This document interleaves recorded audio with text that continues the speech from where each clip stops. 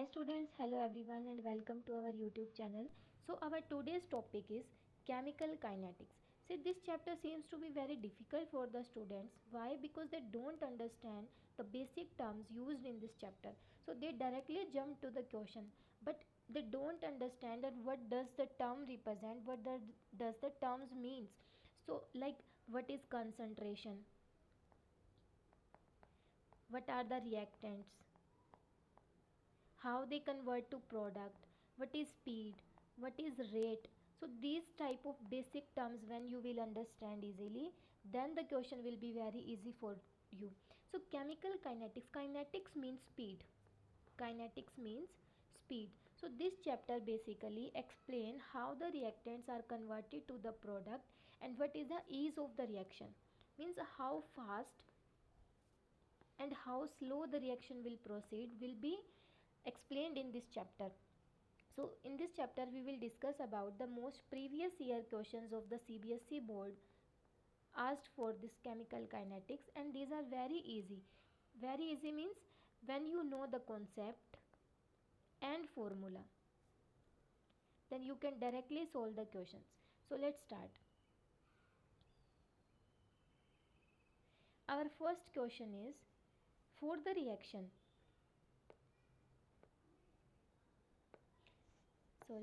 for the reaction 2N2O5 gives 4NO2 and O2 at 318 Kelvin. So basically this equation is given where the dinitrogen pentoxide is converted to the nitrogen oxide and oxygen, and temperature is given 318 Kelvin. Calculate the rate of the reaction. We have to calculate the rate. Rate means speed. Rate means speed of the reaction if the rate of disappearance of N2O5 is given. See, firstly you have to understand that what is rate. Rate means change in concentration. This delta represents change in concentration with respect to time. Why I am saying like this? For example, the reaction A will proceed in 5 minutes and convert it to 100 to 50 units. Means our initial concentration is 100 और 5 minute के बाद में क्या हुआ कि जो हमारी concentration थी वो ओनली 50 रह चुकी है. एक सेकेंड इक्वेशन है बी, वो भी 5 मिनट ही प्रोसीड करती है, लेकिन उसकी जो स्टार्टिंग 100 इनिशियल जो यूनिट्स थे वो अब कन्वर्ट हो चुके हैं 30 यूनिट में ओनली. इट मीन्स रिएक्शन ए ने कितने यूनिट्स बनाए? 50, क्योंकि 100 थे स्टार्टिंग में, अभी हमारे पास 50 बचे हैं. दैट मीन्स कि 50 जो है वो प्रोडक्ट में कन्वर्ट हो चुके हैं. और बी ने क्या किया? 100 थे और 30 बचे हैं. दैट मीन्स उन्होंने क्या किया? 70 यूनिट्स को फॉर्म कर दिया है, 70 प्रोडक्ट में चले गए हैं, इसीलिए हमारे पास क्या बचे हैं? 30. अब देखो टाइम तो दोनों के लिए सेम था 5 मिनट. टाइम तो दोनों इक्वेशन के लिए सेम था 5 मिनट, बट जो कंसनट्रेशन हमारी जो प्रोडक्ट की बनी वो यहाँ पर ज़्यादा बनी रिएक्शन बी में. दैट मीन्स कि हम बोल सकते हैं कि reaction B is moving very fast with respect to A. That means the rate of the reaction of B is fast for the reaction B as compare to A. So basically this is rate. अब rate को मैंने कहा कि it is concentration with respect to time, change in concentration with respect to time. तो rate हमारे पास क्या हो जाएगा? हम लिख सकते हैं for example the equation 2a plus B gives two C. This is the general equation. तो इसका रेट अगर हमें लिखना है तो हम क्या लिख सकते हैं कि ए की कंसनट्रेशन में जितना चेंज हुआ टाइम के साथ में वो भी रेट है, या फिर हम लिख सकते हैं कि बी की कंसनट्रेशन में जितना चेंज हुआ विद रिस्पेक्ट टू टाइम वो भी रेट है, या फिर सी कितना फॉर्म हुआ है हमारे पास वो भी हमारा क्या हो जाएगा? रेट हो जाएगा. But this is not sufficient data for this question. हम क्या करते हैं? हम यहाँ पर इनके कोफिशिएंट से डिवाइड कर देते हैं. जैसे इसके आगे जो कोफिशिएंट है वो कितना है? 2. तो हम यहाँ पर लिखेंगे 1/2. Here only 1, so it is same and C is only same. But हमें क्या पता चलेगा कि किसकी कंसंट्रेशन डिक्रीज़ हो रही है और किसकी कंसंट्रेशन इंक्रीज़ हो रही है. सो अब रिएक्टेंट प्रोडक्ट में कन्वर्ट हो रहे हैं तो रिएक्टेंट की अमाउंट डिक्रीज़ हो रही है, तो हम इसको रिप्रेजेंट करते हैं माइनस साइन से. और बी भी रिएक्टेंट है, ये भी डिक्रीज़ होगा विद रिस्पेक्ट टू टाइम, तो माइनस. और सी हमारा बन रहा है, जैसे जैसे टाइम बढ़ेगा वैसे सी की कंसंट्रेशन भी बढ़ेगी, तो हम यहाँ पर लगाते हैं पॉजिटिव साइन. बट ये माइनस और पॉजिटिव का मतलब ये नहीं है कि आपका रेट नेगेटिव में चला जाएगा. It only the representation that the concentration is decreasing. So अब हम सोल्व करते हैं इस क्वेश्चन को। यहाँ पे क्या कहता है, हमें गिवन है rate of disappearance of N2O5। तो हम यहाँ पे लिख सकते हैं इस इक्वेशन के लिए rate is equals to -1/2 the change in concentration of N2O5 with respect to time. देखो 2023 का ही ये क्वेश्चन है, न्यूली एडिड क्वेश्चन। तो रेट हमारे पास कितना हो जाएगा, रेट इज इक्वल टू, अब मैंने क्या कहा कि जो माइनस साइन है वो just represent that concentration is decreasing. So 1/2 N2O5 का डिसअपियरेंस जो रेट है ये dt अपॉन डी N2O5/T दे रखा है 1.4 इंटू 10⁻³ मीटर पर सेकेंड। सो जो हमारा रेट यहाँ से निकल के आएगा 2 से हम इसको कैंसिल कर सकते हैं 0.7। सो आंसर इज 0.7 10⁻³ मीटर पर सेकेंड।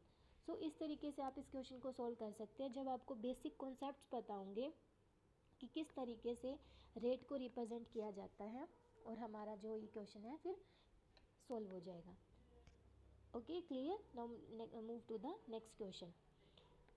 देखो नेक्स्ट क्वेश्चन क्या कहता है कि the conversion of A to B follow second order rate kinetics.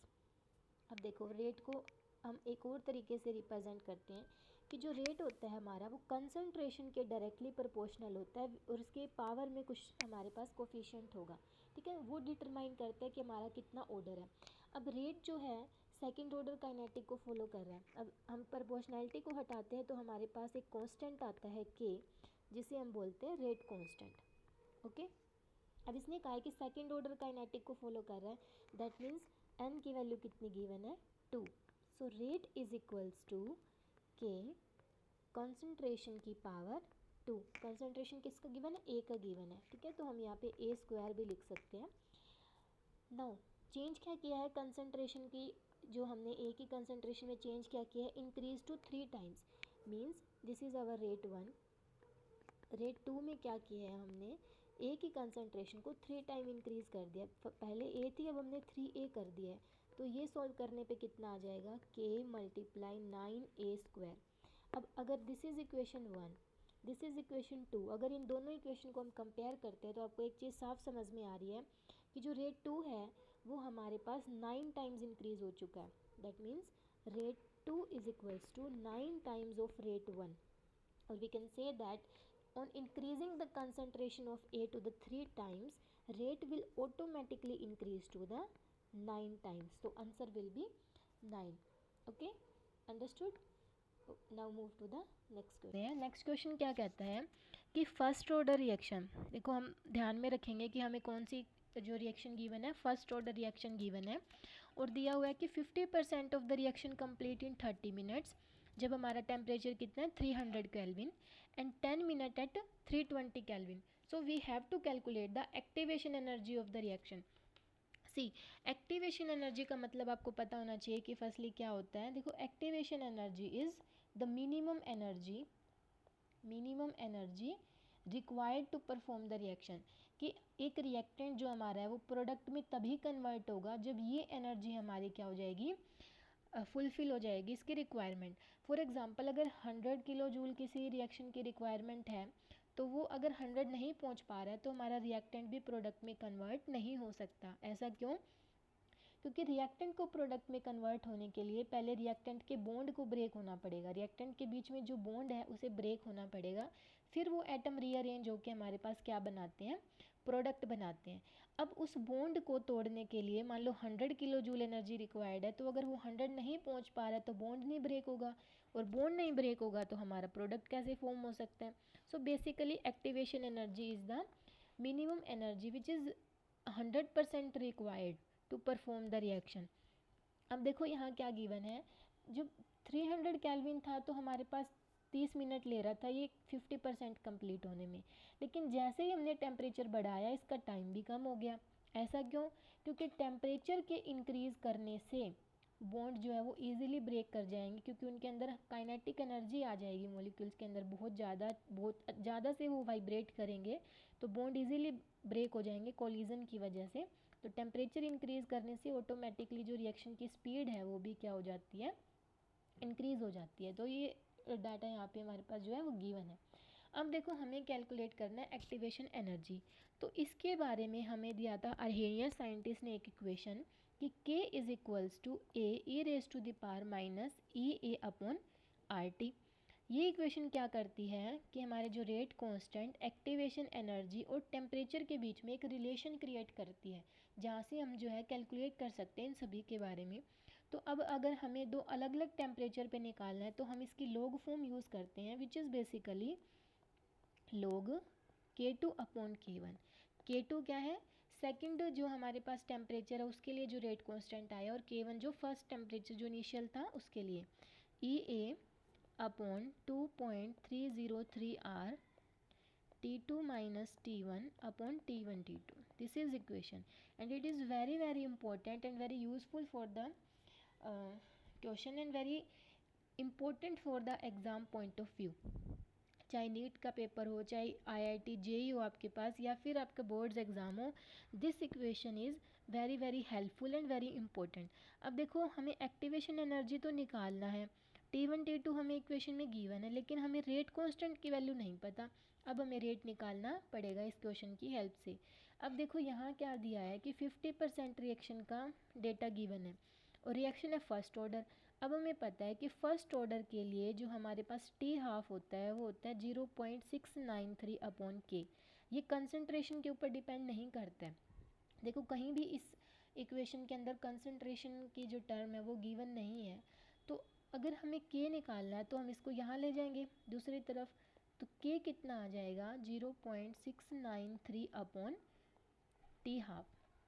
अब देखो K2 निकालना है और क्या निकालना है K1। K2 कितना हो जाएगा 0.693 अपॉन टी। K2 का कितना टाइम दे रखा है 10, तो it is basically 6.93 10 raise to the power minus 2। और यहाँ पर निकालेंगे तो इसका जो टाइम दे रखा है 30 मिनट, तो ये हो जाएगा हमारे पास सॉल्व करने पे 2.31 10 raise to the power minus 2। अब ये वैल्यू हम यहाँ पुट करते हैं, देखो क्या आता है। log K2 कितना हो जाएगा, ये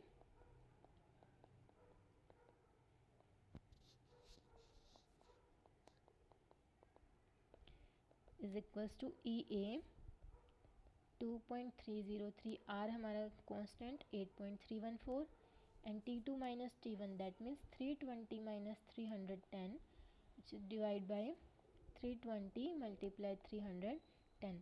तो EA निकालना है, इसको हम कैंसिल करेंगे, ये कैंसिल हो जाएगा, ये जाएगा 3 पे। log 3 is equals to EA, ये पूरा डेटा गिवन और यहाँ पे 20 और 320 मल्टीप्लाई 310। log 3 की वैल्यू हमारे पास होती है 0.477। तो ये पूरे को जब आप मल्टीप्लाई करोगे तो यहाँ पे EA जो है हमारा वो आ जाएगा, EA आ जाएगा यहाँ से 43.848 किलो जूल पर मोल। देखो यहाँ से जो EA निकलेगा वो हमारे पास किस में निकलेगा, जूल में निकलेगा, तो हम उसको 1000 से डिवाइड करके हम उसका आंसर किलो जूल में निकालेंगे, और which is 43.848 kilo joule per mole. So this is our answer. It is clear? Okay, so let's move to the next question. Next question क्या कहता है कि for the first order reaction derive the relation. तो अब हमें क्या करना है, रिलेशन डिराइव करना है किस किस के बीच में, T 99% एंड T 90% को रिलेशन भी गिवन है, just you have to prove this. अब देखो हम इसको किस तरीके से कर सकते हैं। T 99% मीन्स कि हमारी जो रिएक्शन है वो 99% कंप्लीट हो चुकी है। अगर हम इनिशियल कंसंट्रेशन को 100 मान के चलते हैं तो जो AT होगा हमारे पास आफ्टर फ्यू मिनट्स 99% कंप्लीट होगी। दैट मीन्स कि 100 में से 99 यूनिट्स हमारे कंज्यूम हो चुके हैं प्रोडक्ट बनाने में। कितने कंज्यूम हो चुके हैं, 99, तो ये आ गया। अब अगर T90 की बात करें तो 90 में हम क्या लिखेंगे, A0, इसमें भी 100 मान के चलते हैं। तो टाइम T आने पर जब रिएक्शन कंप्लीट हो चुके हैं 90%, मीन्स कि 100 में से 90 तो हमारे कंज्यूम हो चुके हैं प्रोडक्ट बनाने में। ठीक है, अब लिखते हैं इनके लिए रेट की वैल्यू। अब हमें पता है कि T is equals to 2.303 upon K log A0 upon AT होता है। और AT को हम क्या लिख सकते हैं, A0 माइनस एक्स भी लिख सकते हैं, ठीक है। एक्स मतलब कितना अमाउंट हमारा कंज्यूम हो चुका है, तो AT हमारा हो जाएगा बची हुई कितनी वैल्यू बच चुकी है उसकी रिएक्टेंट की। सो basically this is the equation for the first order kinetic की रेट इक्वेशन है हमारे पास। टी निकालना है तो यहाँ से टी 99% कितना हो जाएगा, 2.303 अपॉन के लोग A0 कितना है 100 और कितना कंज्यूम हो चुका है 99, तो बचेगा ओनली 1, ये आ चुका है यहाँ से। और T90 की वैल्यू लिखें अगर हम, तो 2.303 अपॉन के लोग 100 हमने इनिशियल लिया था और कंज्यूम हो चुका है 90, तो बचेगा कितना 10, तो इससे कैंसिल होकर लोग 10 बचेगा। तो basically T99% is 2.303 upon K लोग 100 and T90% is 2.303 upon K लोग 10। अब लोग की एक प्रॉपर्टी आपको पता है कि देखो इस 100 को हम क्या लिख सकते हैं, देखो यहाँ पे सोल्व करके बताते हैं, लोग 10 का स्क्वायर। और जब इस तरीके से वो लोग की पावर समथिंग, तो वो पावर हमारे पास आगे आ जाती है। तो T99 क्या बनेगा, ये जो 2 है ये आगे आ जाएगा 2.303 अपॉन के और पीछे बचेगा लोग 10। और ये सारी की सारी वैल्यू किसकी है, T90 की। तो T99% is equal to 2 multiply T90। अब देखो ये यहाँ से क्या हो चुका है, प्रूफ। अब ये प्रूफ तो हो चुका है, लेकिन आपको इसको याद भी रखना पड़ेगा। फॉर एग्जांपल अगर किसी इक्वेशन के अंदर आपको दे दिया है कि T90% कंप्लीट हो रही है 30 मिनट के अंदर, so you have to calculate the T99%, तो वहाँ पे आप ये सब कुछ करने नहीं बैठ जाओगे, टाइम यूटिलाइज होता है, सारा का सारा टाइम वेस्ट हो जाएगा आपका। तो आप क्या कर सकते हो, डायरेक्टली T99 निकाल सकते हो इसको 2 से मल्टीप्लाई करके, and which is 60 minute means 1 hour में वो रिएक्शन जो है वो T99% means 99% of the reaction complete हो जाएगी। इतनी बात आई आपको समझ में। चलो नेक्स्ट क्वेश्चन पे मूव करते हैं अब।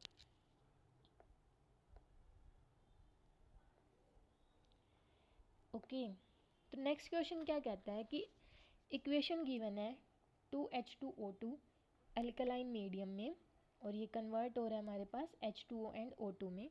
प्रपोज द रिएक्शन मैकेनिज्म, ये दो रिएक्शन मैकेनिज्म हमें दिए हुए हैं कि जो ये रिएक्शन है प्रोसीड कर रही है इस तरीके से, यहाँ पे ये इंटरमीडिएट बन रहा है, वो इंटरमीडिएट फिर वापस इसके साथ कोलाइड करेगा और प्रोडक्ट बनाएगा। अब पूछा है write the rate law of the equation and overall order of the reaction. See, कोई भी अगर हमारे पास रिएक्शन है तो उसका जो रेट है वो डिपेंड करता है स्लो स्टेप के ऊपर। ऐसे मैंने क्यों बोला, फॉर एग्जांपल सेकेंड स्टेप हमारा है फास्ट, ठीक है, जिसके अंदर हमारा जो H2O2 पेरोक्साइड है वो IO नेगेटिव इंटरमीडिएट के साथ में रिएक्शन करके ये बना रहा है। अब IO नेगेटिव ही अगर नहीं बनेगा तो ये रिएक्शन किसके साथ करेगा और क्या ये प्रोडक्ट बना सकता है। और IO नेगेटिव फॉर्म हो रहा है स्लो स्टेप के अंदर, दैट मीन्स कि स्लो स्टेप डिटरमाइन कर रहा है रेट को। जब तक IO नेगेटिव नहीं बनेगा सेकंड रिएक्शन हमारी प्रोसीड नहीं कर सकती है, ठीक है। इतनी बात समझ में आई। तो जो हमारा रेट है वो भी स्लो पे डिपेंड करेगा कि कितना स्पीड से IO नेगेटिव बन रहा है। अगर वो ईजिली बन पा रहा है, ज़्यादा अच्छे से बन पा रहा है, तो रिएक्शन भी ज़्यादा अच्छे से प्रोसीड करेगी। और अगर वो कम उसमें बन पा रहा है, कम एफिशिएंसी से बन पा रहा है, तो हमारी रिएक्शन भी कम एफिशिएंट होगी। तो रेट डिपेंड करता है automatically on the slow step. अब हमें रेट लिखना है। रेट लिखने का तरीका मैंने आपको बताया था कि रेट डिपेंड करते हैं कंसंट्रेशन पे, और हम लगाते हैं रेट कांस्टेंट, यहाँ लिखते हैं कंसंट्रेशन की पावर n। तो रेट कितना हो जाएगा यहाँ पर k, अब देखो कंसंट्रेशन स्लो स्टेप ये है, तो इसके लिए देखो दो रिएक्टेंट हमें गिवन है। तो पहला है H2O2 इसकी पावर 1 और दूसरा है I नेगेटिव इसकी भी पावर 1। तो ये तो हो गया हमारा रेट लो एक्सप्रेशन। अब इसने पूछा ओवरऑल ऑर्डर। ओवरऑल ऑर्डर क्या होता है, जितने भी रिएक्टेंट्स हैं उनके रिस्पेक्ट में कितना ऑर्डर है वो हमारा हो जाता है ओवरऑल ऑर्डर। अब देखो इसके रिस्पेक्ट में है फर्स्ट ऑर्डर, इसके रिस्पेक्ट में भी फर्स्ट ऑर्डर, तो ओवरऑल हो जाएगा हमारा सेकंड ऑर्डर की काइनेटिक्स। सेकंड ऑर्डर काइनेटिक्स हो जाएगी इस रिएक्शन की, जहाँ पे ये H2O2 कन्वर्ट हो रहा है वाटर एंड O2 के अंदर, ठीक है। अब पूछा है कि out of step 1 and 2 which one is rate determining, तो basically the rate determining step is first, because first is the slow step and slow step will determine the rate of the reaction. It is clear to you? Okay so बस इसमें यही ध्यान रखना है आपको कि rate को किस तरीके से रिप्रेजेंट करेंगे और कौन सा रेट जो है हमारे पास डिपेंड करता है स्लो पे या फिर फास्ट पे। अब मूव करते हैं नेक्स्ट क्वेश्चन के ऊपर। क्वेश्चन नंबर 6 को 2019 में ये क्वेश्चन आया हुआ है। सारे के सारे क्वेश्चन जो आपके वो प्रीवियस ईयर क्वेश्चन है और जो कि क्या है most important. The decomposition of ammonia on platinum surface is zero order reaction. अब देखो कोई भी इक्वेशन को सॉल्व करने से पहले, कोई भी रिएक्शन को सॉल्व करने से पहले आपको ये देखना है इस चैप्टर के अंदर कि आपको फर्स्ट ऑर्डर गिवन है या फिर सेकंड ऑर्डर या फिर ज़ीरो ऑर्डर। अब यहाँ दिया है जीरो ऑर्डर और हमें दिया है रेट कांस्टेंट की value and how long will it take to reduce the concentration from 0.1 to 0.064। So basically it is asking for the time कि कितना टाइम ये लेगा 0.1 मोलर कंसंट्रेशन को 0.064 में पहुँचाने के लिए। तो सबसे पहले एज अ जीरो ऑर्डर हमें रिएक्शन गिवन है, तो जीरो ऑर्डर की हम क्या कर सकते हैं, इक्वेशन लिख सकते हैं K is equals to 1/T A naught minus AT, A naught minus AT। This is the expression for the rate of reaction at zero order reaction. अब देखो यहाँ पे T हमारा टाइम है, तो अभी टाइम तो हमें निकालना है तो हम इसको यहाँ लिख सकते हैं और यहाँ पे आ जाएगा 1/K A naught minus AT। A note क्या है, इनिशियल कंसंट्रेशन। के गिवन है 4 मल्टीप्लाई 10⁻⁻³ इनिशियल कितना लिया हमने 0.1 और टाइम टी पे पहुंच चुका है 0.064। तो जब इसको हम कैलकुलेट करेंगे तो टी हमारा आ जाएगा यहाँ से 36/4 दैट इज़ 9 सेकेंड। तो ये इक्वेशन जो ये रिएक्शन है हमारी 0.1 को 0.064 में ले जाने के लिए कितना टाइम लेगी, 9 second. Okay so it is very easy question. Okay let's move to the next question. ये क्वेश्चन पूछा गया है 2018 के अंदर। देखो सारे के सारे क्वेश्चन इज मॉडरेट हैं, मतलब बहुत ज़्यादा मुश्किल नहीं है अगर आपको फॉर्मूला आता है और कॉन्सेप्ट आपको पता है कि इनिशियल कंसंट्रेशन क्या होती है, फाइनल कंसंट्रेशन क्या होती है, कहाँ पे हमें एक्टिवेशन एनर्जी पुट करनी है और फॉर्मूलों का बस अदल बदल कैसे कर सकते हैं यहाँ पे, वही चीज़ है बेसिकली और कुछ इसके अंदर ज़्यादा मुश्किल है नहीं। 7th क्वेश्चन कहता है कि for the reaction A to B, A से बी में जा रहा है, rate of the reaction become 3 times when the concentration of A is increased by the 9 times। ये क्या कह रहा है कि हमारा जो रेट है वो इस तरीके से डिपेंड कर रहा है कि अगर मैं A की कंसंट्रेशन को 3 टाइम कर दूं तो हमारा जो रेट है वो 9 टाइम्स हो जाता है। देखो रेट की रिएक्शन लिखते हैं, पहले इक्वेशन लिखते हैं कि A के पावर n पे डिपेंड करेगा। अब ये बोल क्या रहा है कि this is for example rate 1, rate 2 क्या कह रहे हैं कि ये 9 टाइम्स बढ़ जाता है जब हम क्या करते हैं ए की कंसंट्रेशन को 3 टाइम्स, ए की कंसंट्रेशन को अगर हम 3 टाइम्स कर देते हैं तो जो हमारा रेट है वो 9 टाइम्स हो जाता है। दैट मीन्स 9 मल्टीप्लाई के ए एन। अब n की वैल्यू क्या होगी, देखो यहाँ पे 3 की पावर n से 9 आया है, 3 की पावर n से 9 कब आ सकता है, जब 3 की पावर 2 हो तभी तो 9 आ सकता है।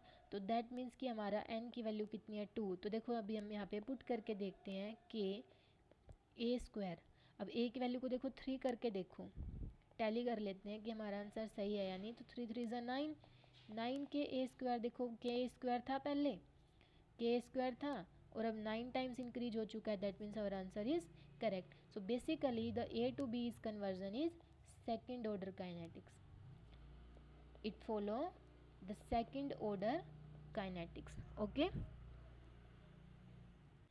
students, to move to the next question. Our next question is, a reaction is a first order in respect to the A and second order with respect to B, and we have to calculate the rate affected on increasing the concentration B 3 times and A and B are doubled। so basically देखो rate को हम किस तरीके से represent करते हैं, rate हमारा depend करता है कंसंट्रेशन की पावर पे कि कितना कंसंट्रेशन हमारा चेंज हो रहा है। अब ए के रिस्पेक्ट में तो ये गिवन है फर्स्ट ऑर्डर, ए के रिस्पेक्ट में गिवन है फर्स्ट ऑर्डर और बी के रिस्पेक्ट में गिवन है कितना, सेकंड ऑर्डर। ओके अब हमें बताना है कि रेट में क्या फ़र्क आएगा जब हम कंसंट्रेशन ऑफ बी को 3 टाइम कर देते हैं। तो रेट ऑफ ए तो हमने कोई भी चेंज नहीं किया है, लेकिन बी को हमने 3 टाइम्स कर दिया है। जब इसको सॉल्व करेंगे तो 3 3 ज़ा 9 के A1 बी स्क्वायर। अब देखो पहले था के A1 बी स्क्वायर, अब है 9 मल्टीप्लाई के A1 B square. That means कि जो हमारा नया रेट आया है वो 9 टाइम्स हो चुका है। और इसका रीज़न क्या है कि हमने कंसंट्रेशन ऑफ बी को क्या कर चुके हैं, 3 टाइम्स कर चुके हैं। ठीक है, अब सेकंड क्या कहता है कि जब हम ए और बी दोनों को डबल कर देते हैं, देखो रेट हम लिखते हैं के, ए को भी डबल कर दिया, इसकी पावर कितनी है 1, और बी को भी हमने डबल कर दिया है, इसकी पावर 2। तो 2 का जो पावर है 1 तो 1 2 ही रहेगा, और 2 2 ज़ा 4 हो जाएगा यहाँ पर के A1 बी स्क्वायर। देखो मैं कोफिशिएंट को अलग लिख रही हूँ ताकि इससे क्या हो जाए, आपको थोड़ा सा समझ आ जाए, अलग से रिप्रेजेंटेशन हो जाए। 4 2 ज़ा 8 के A1 एंड बी स्क्वायर। और देखो पहले था के A1 बी स्क्वायर, अब हो चुका है 8 मल्टीप्लाई के A1 बी स्क्वायर। तो दैट मीन्स कि इन दोनों को डबल करने से जो हमारा रेट है वो 8 टाइम्स इंक्रीज़ कर चुका है, और यहाँ पे 9 टाइम्स इंक्रीज़ कर चुका है। इतनी बात आपको समझ आई? ओके, तो आपको कॉन्सेप्ट पता है तो आप क्वेश्चन को इजी तरीके से सॉल्व कर सकते हो, इसमें कोई ज़्यादा मुश्किल वाली बात नहीं है। देखो नेक्स्ट क्वेश्चन आया 2017 में। देखो सारे ही क्वेश्चन आपके क्या हैं, इजी लेवल के हैं, अगर आपको कॉन्सेप्ट और फॉर्मूला अच्छे से पता है कि किस तरीके से हमें इन सब वैल्यूज़ को पुट करना है। अब नेक्स्ट क्वेश्चन क्या कहता है कि first order reaction take 20 minute for 25% of the decomposition, और हमें बताना है 75% के लिए। देखो हमें डेटा गिवन है T20% का, क्या गिवन है सॉरी T25% का, कि टाइम लेता है 20 मिनट। ओके, और T75% का हमें निकालना है। देखो T75% और है ये फर्स्ट ऑर्डर रिएक्शन, तो फर्स्ट ऑर्डर के लिए हम क्या लिख देते हैं, पहले रेट इक्वेशन लिख लेते हैं। तो it is 2.303 upon K log A note, initial concentration को हम 100 मान लेते हैं, और डिवाइड बाय में क्या था, A naught minus X. A naught minus X means 100 minus कितना कंप्लीट हो चुका है 75, ये हो जाएगा। तो ये कितना आ जाएगा 2.303 अपॉन के लोग 100 बाई 100 में से 75 गया, कितना बचेगा 25। इतनी बात आपको समझ आई? अब देखो हमें के की वैल्यू गिवन नहीं है, तो के की जो वैल्यू हम इस डेटा से कैलकुलेट कर सकते हैं। ठीक है, कैसे?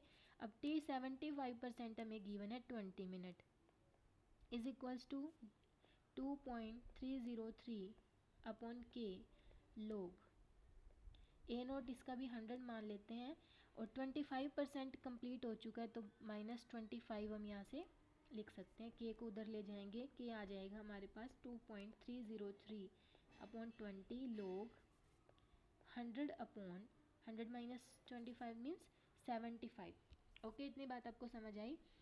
अब यहाँ से जो के की वैल्यू निकलेगी वो आप यहाँ पुट कर देना, और सारी की सारी लोग की वैल्यू आपको गिवन्स हैं, तो यहाँ से डायरेक्ट T75% आ जाएगा। So it's your homework to solve this question. इतनी बात समझ आई?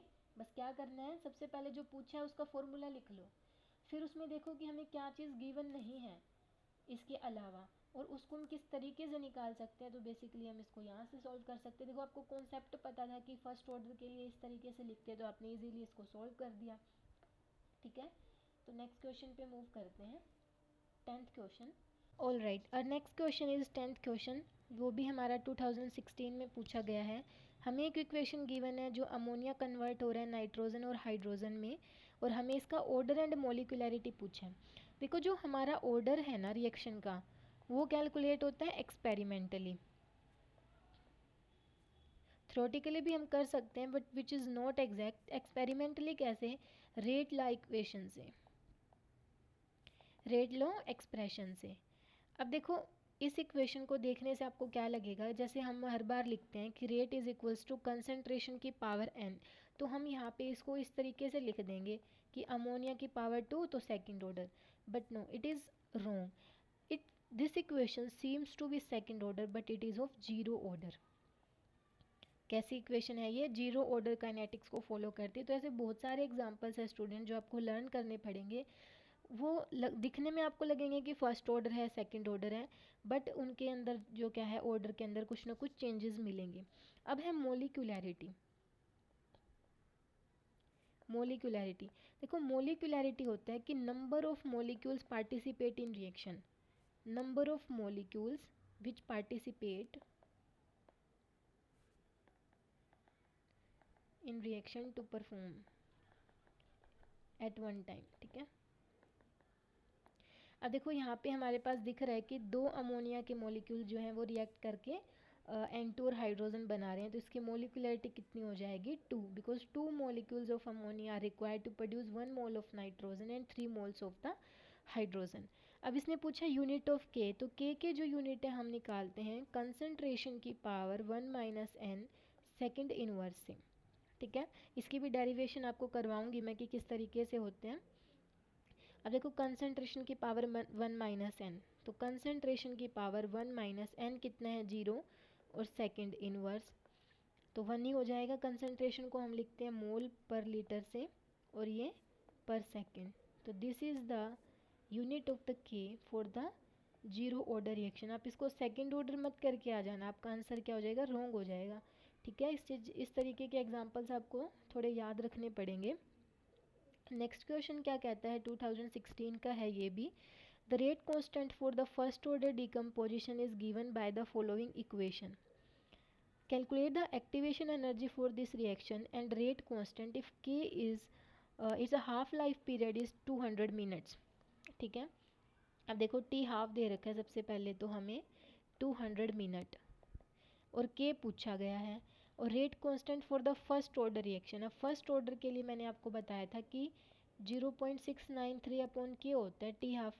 अब के की वैल्यू निकालनी है, तो 0.693 और टी हाफ कितना है 200 मिनट, तो हम यहाँ से के की वैल्यू निकाल सकते हैं विच इज़ 0.003465, ये आ जाएगा। अब ये इक्वेशन गिवन है यहाँ से, log k is equals to 14.2 minus 1.0 10⁻⁴ divide by T. अब आपको एक चीज़ समझ में आ रही है यहाँ से कि k और t गिवन है, ऐसी कौन सी इक्वेशन है जो रेट कांस्टेंट को टेम्परेचर से रिलेट करती है, which is Arrhenius equation. k is equals to a e⁻ minus E A upon R T. अब देखो log की टर्म में दिया है तो हम दोनों तरफ में log ले लेते हैं। log k is equal to log a into this one.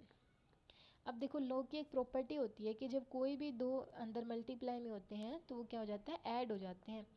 तो log a plus log e⁻ minus E A upon R T.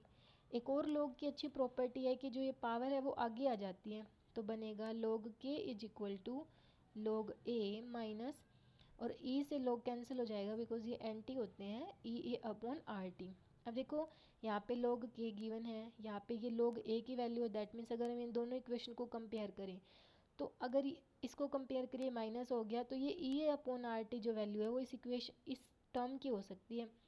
तो on comparing we get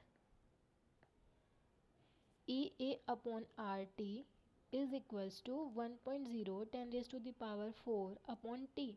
T से T कैंसिल, 8 R की वैल्यू गिवन है 8.314, तो EA हो जाएगा 1.0 10⁻⁴ multiply 8.314। So this is EA, और यहाँ से ये EA किस में आएगा, जूल में। EA किस में आएगा, जूल में, विच इज़ 83140 समथिंग, 83140 समथिंग, ये हमारा आंसर आ जाएगा। ठीक है, इट्स क्लियर टू यू। तो मतलब इन क्वेश्चन के अंदर कुछ भी मुश्किल नहीं है, बस आपको क्या है, थोड़ा सा कॉन्सेप्ट की नॉलेज होनी चाहिए कि किस तरीके से हम कंपेयर कर सकते हैं। देखो अब यहाँ से साफ दिखाई दे रहा था कि जो हमारा रेट कांस्टेंट है वो टेम्परेचर से लिंक कर रहा है, और एक ही इक्वेशन है जो इन दोनों को रिलेट करती है, विच इज़ अर्हेनियस इक्वेशन। तो बस वहाँ से हम इसको सॉल्व कर सकते हैं। मूव करते हैं नेक्स्ट क्वेश्चन पे, the last question of our class which is asked in 2015। ओके, ये सारे के सारे मैंने इंपॉर्टेंट क्वेश्चन कराए हैं, और इस चैप्टर के ऑलमोस्ट सारे फॉर्मूलाज इसके अंदर कवर हो चुके हैं। The rate constant of a first order reaction increases from 10⁻² to this temperature changes from this activation energy. देखो ये क्वेश्चन मैं पहले करवा चुकी हूँ। जब दो अलग अलग टेम्परेचर पे एक्टिवेशन एनर्जी को हमें कैलकुलेट करना हो तो हम अर्हेनियस इक्वेशन की लॉग फॉर्म को यूज़ करते हैं।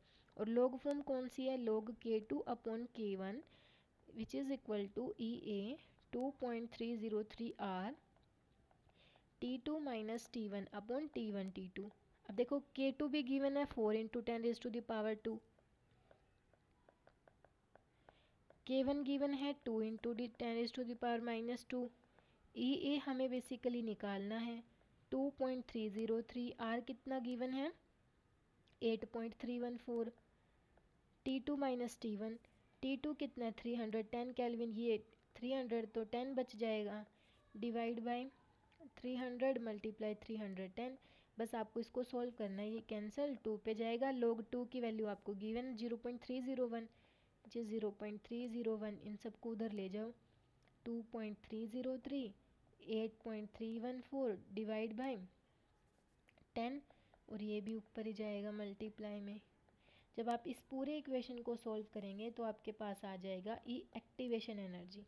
सो मैंने आपको बोला था कि ये इक्वेशन बहुत ज़्यादा इंपॉर्टेंट है और हो सकता है इस बार आपके एग्ज़ाम में यही आ जाए, क्योंकि लास्ट टाइम के जो एग्ज़ाम में हैं थोड़े डिफरेंट क्वेश्चन पूछे थे रेट ऑफ इक्वेशन से रिलेटेड, तो इस बार आपका एक्टिवेशन एनर्जी भी आ सकता है। ठीक है, तो ये इस तरीके के सारे क्वेश्चन आपने प्रैक्टिस करने हैं और सभी फॉर्मूलों को आपने क्या करना है, एक बार थोड़ा नोट डाउन कर लेना कि किस पर्पज़ के लिए कौन सा फॉर्मूला हमारा यूज़ होगा। फर्स्ट ऑर्डर के लिए, सेकंड ऑर्डर के लिए, जीरो ऑर्डर के लिए टी हाफ का फॉर्मूला क्या होगा। तो इस चैप्टर के अंदर हमने क्या कर लिया है, 2023 से लेके 2015 तक के जो मोस्ट इम्पॉर्टेंट क्वेश्चन थे लगभग सारे ही सॉल्व कर लिए हैं, जितने क्वेश्चन आपके CBSE बोर्ड्स के अंदर पूछे गए थे। सो अब आपको सिर्फ करना है प्रैक्टिस, और वो भी किस चीज़ की, फॉर्मूला, कि किस तरीके से कौन सा फॉर्मूला किस इक्वेशन के लिए पुट करना है। अगर आपको फॉर्मूला ही नहीं पता है तो आप इक्वेशन को उसको नहीं सॉल्व कर पाओगे। So thank you and like share and subscribe.